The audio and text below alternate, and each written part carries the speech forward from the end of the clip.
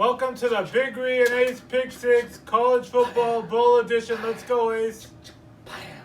All right, boys and girls, college football bowl edition. Nothing better to just chill out, relax the last 2 weeks of December till New Year's and just watch bowl games all day. For sure.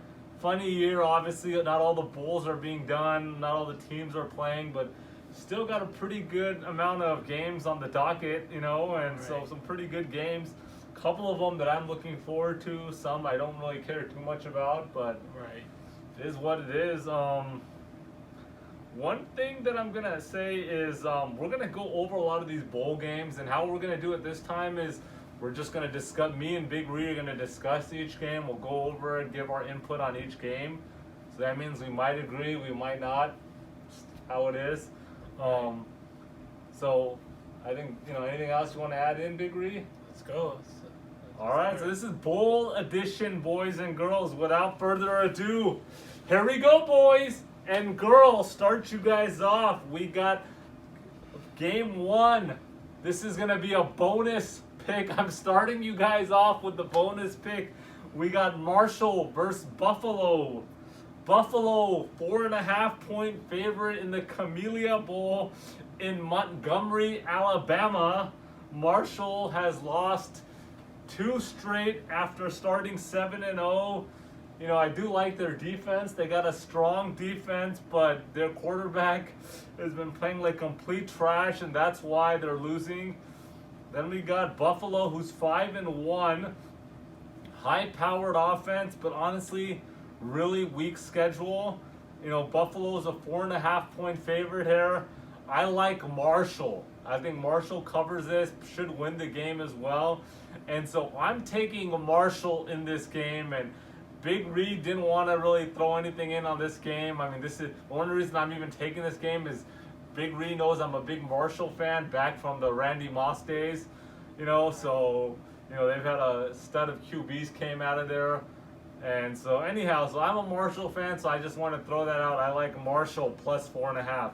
All right, this is the game that I'm waiting for by far the most. This game got canceled in the regular season, and now they're playing in a bowl game. Super pumped here.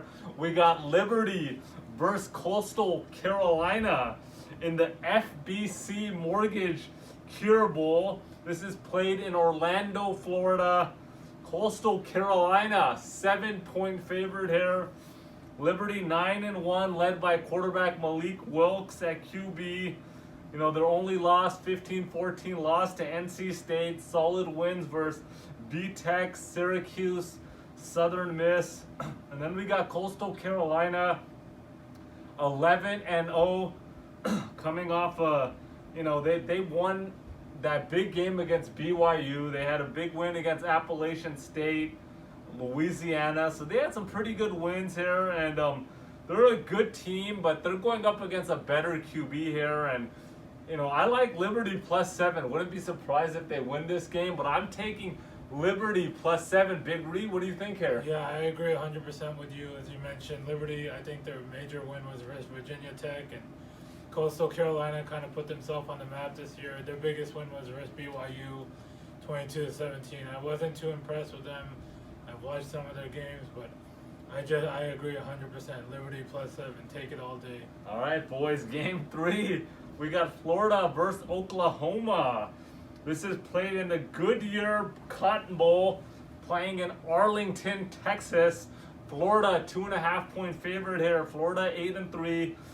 Back-to-back losses to end the season versus LSU and Alabama. Trask playing good, 43 TDs, 5 interceptions. Stud tight end Kyle Pitts is out. He said he's skipping the bowl game here. But honestly, Florida has a pretty weak schedule. Yeah, they're 8-3, but weak schedule. Oklahoma 8-2. Started off 1-2, ended with a 7-game winning streak. Spencer Rattler's looking good, playing well, and look, they're playing well, and you know, look, I think Florida, they played decent first of all against Alabama. I thought they were gonna get blown out, so I'll give them credit there. But I like Oklahoma here. I'm taking Oklahoma plus 2.5. Big Reed. Yeah, this is a tough one. You know, Florida's coming off a loss. They put up a fight versus Alabama. Much respect to that. I didn't see that coming. It was a very big shootout. Then you got Oklahoma coming off a win versus Iowa State. Iowa State came back on them. I really don't know which way to pick. It's like a coin flip, but I'm gonna go Oklahoma as well, and I'm taking the over 72. I'm more confident on the over on this one. All right, boys. Game 4. We got Georgia versus Cincinnati. This game is being played at the Mercedes-Benz Stadium in Atlanta, Georgia. This is the Peach Bowl. And Georgia is a 7-point favorite here. 7-2, currently on a 3-game winning streak. They're rolling with USC transfer at quarterback JT Daniels. 9 touchdowns, 1 interception since taking over the starting position. You know, Cincinnati 9-0. They're coming off, you know, they have some quality wins here against UCF. They beat Tulsa. Look, Desmond Ridder can do it all, throwing, running, and look, they're 9-0. They're hungry. I think they wanted to be in the playoffs, and they're not getting the respect they wanted. And look, you know what?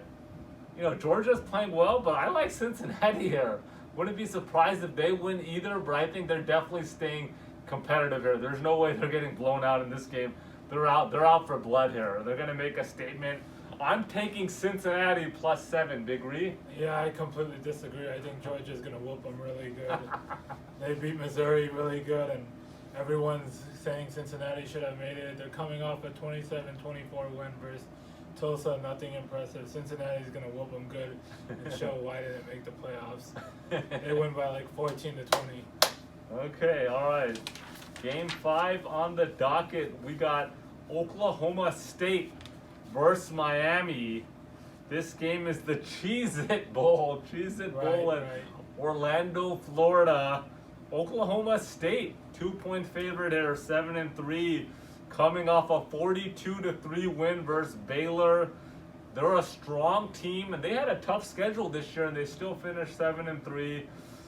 Miami 8-2. This is, you know, look, they got thrashed by UNC to end the season, 62-26. And they win versus bad teams, and they get just pummeled by good teams. Miami is kind of like, I would put them in the same category as Notre Dame. Like, people give them a lot of respect, but they're not getting any quality wins. Right. And I think this is an easy one. Oklahoma spanks them. Oklahoma State spanks them. I'm taking Oklahoma State -2. Yeah, this is a toss-up, but I'm going to go the opposite way again. I think Miami covers this one. I'm not impressed with Oklahoma State. I looked at their schedule. Their QB only had 2 games over 300 yards, so they depend on the run game. And I think Miami is overall so slightly better, and they win the game. All right, Big Reed's going Miami +2. All right. Game 6 here, boys, on the docket. We got the playoffs. Top 4 teams. First game, we got Notre Dame versus Alabama. This is the Rose Bowl being played in Arlington, Texas. Interesting. First time the Rose Bowl is not played at the Rose Bowl. This is 1 versus 4. Alabama, 19.5-point favorite here. Notre Dame 10-1, coming off a 34-10 loss to Clemson in the ACC championship. Big Reed told you that was a lock of the week. By far, take Clemson -9.5, and they spanked these guys. And look, the only impressive wins that Notre Dame have all season was versus Clemson in double overtime. Okay, without Lawrence, but I'll give them that. I mean, Clemson still should have won that game. And then they beat UNC 31-17. And you know what? I think Notre Dame is going to control the clock here. They're going to really pound the run game, really try to shorten this game up, and really control, and that's their only chance. Otherwise, everybody knows Alabama's going to win. There's no chance. Notre Dame has no chance of winning here, but they do have a chance to keep it competitive. Their defense can play well, and they can control the clock. Then we got Alabama, who's 11-0, coming off a 52-46 win versus Florida. Look, they're rolling on all cylinders, both sides of the ball. Mac Jones is playing well. deadly combination with Devontae Smith. And look, Alabama is winning clearly, and I think everyone thinks they're going to blow. The thing is, this is my thought on this game. If the line was 10, 12, 15, everybody's jumping on Alabama all day, blowing these guys out. But 19.5, I think, is a lot. And I think Notre Dame is going to game plan around that. They're gonna really play this game different. And because of that reason, I think Alabama wins, no question. I think Notre Dame sneaks this out and covers. And I'm taking Notre Dame plus 19.5. Big Reed? Yeah, this one's a little tricky, as you mentioned. It's just tough, but I think I'm gonna go the other way again. I think Alabama's gonna blow them out. They want to give it to them. And taking the over here as well, 66, over 66. All right, so Big Reed's going over and Alabama, right? Yeah, over 66. That's the better pick. All right, second playoff game, we got Ohio State versus Clemson. This is played at the Sugar Bowl, played in the Superdome in New Orleans. Clemson 7.5 point favorite. Dang, I miss New Orleans, Big Reed. Yeah, I wasn't with you on that trip. I know, but can't wait to get back there. That was a fun trip. Can't wait to get back there.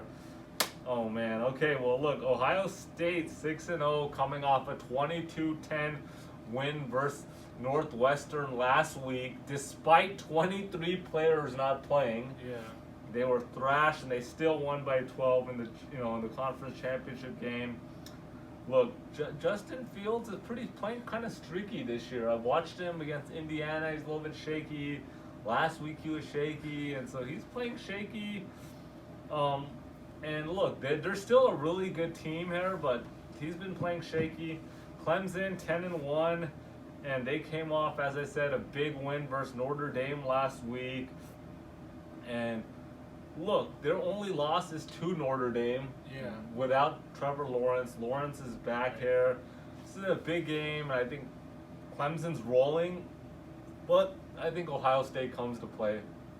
I think it's gonna close. I think this is gonna be a really close game, real competitive. This is gonna go down to the last few minutes of the game. So I'm taking Ohio State plus 7.5. Big Reed? Yeah, I agree on this one because Clemson whooped Notre Dame, and then I think that the difference here is going to be Dabo Swinney ranking Ohio State 11th. I think that's going to give them some motivation to definitely come out and play well. But I think Clemson wins it, but Ohio State covers. And this game's another over too. A lot of bowl games are going over, as you guys are probably already watching them today. This UCF game is going to go over. The other game went over. And this is going to be a close one. I think Clemson wins by a game-winning field goal, but definitely going to be competitive, as they said. Okay. So, game 7, we got Oregon versus Iowa State. Iowa State is a 4.5 point favorite. Fiesta Bowl played in Glendale, Arizona. Oregon 4-2. They won the Pac-12 championship game versus USC 31-24. Average team, and kind of, I think they're playing average. They're probably a better team, but because of the late start and everything has thrown them off. Not impressed. Watched the entire USC game. Was not impressed with them. I think that was more of USC playing bad than Oregon playing good to win that game. And then Iowa State, who's 8-3, they came off a 27-21 loss to Oklahoma. I had that game. I told you guys take Iowa State. They didn't cover. I think I had them plus 5.5. They lost by 6. Look, Iowa State is a very good team, good overall team, but I don't trust their QB, Brock Purdy. If you watched him in that game, I watched his entire game. That guy was throwing some garbage around, some just reckless throws, and they should have easily won too against Oklahoma. Reckless play by the quarterback. Otherwise, they would have won. And I just don't trust the QB here. So, look, Oregon's on a roll. They won the championship when they probably shouldn't have. They came out of nowhere. I think they won 2 games. They won 2 straight. Then they lost 2. Then they came back. And anyhow, I think they're going to end the season off well. I don't trust Iowa State here. I'm taking Oregon plus 4.5. Big Reed? Yeah, as Oregon beat USC, I wasn't too surprised about that. Iowa State beat Oklahoma, or lost to Oklahoma. They beat them once in the regular season. But I just think Oregon, it's going to come down to defense, and Oregon's defense is awful, and Iowa State's defense is solid. So I think it's a pretty easy one. I'm going -4.5. All right, Big Reese going Iowa State -4.5. All right, 8th game, we got Texas A&M versus UNC. This is the Orange Bowl being played in Miami Gardens. Texas A&M, 7.5-point favorite. Only loss was 52-24 loss to Alabama.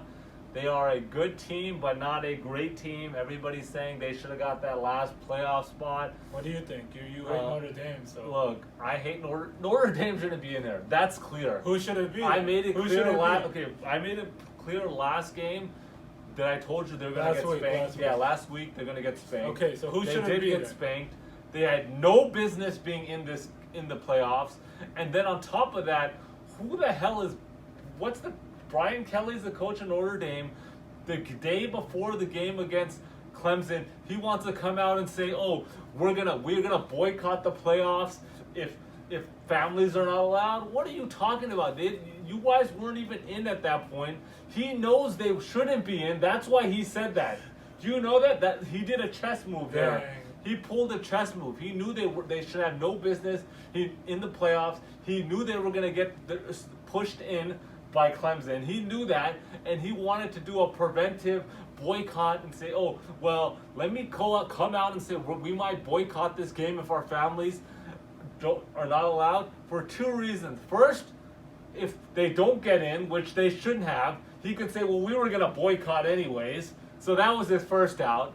And second out, he put some extra pressure on the playoff committee, like, "Oh, we're already supposed to be there regardless of this game." Yeah. And everybody wants to see Notre Dame in that game. Nobody wants to see Cincinnati. Yeah. I mean, it's all about money. We know that.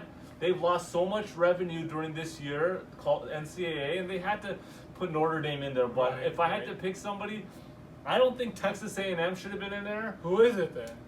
I mean, I think you got to give it to Cincinnati. Hell But no. if not, you're giving it to Oklahoma. Okay, I can see. And you put Oklahoma versus Not Alabama, and at least they have the firepower to potentially keep it interesting and fun. Nobody wants to watch Notre Dame.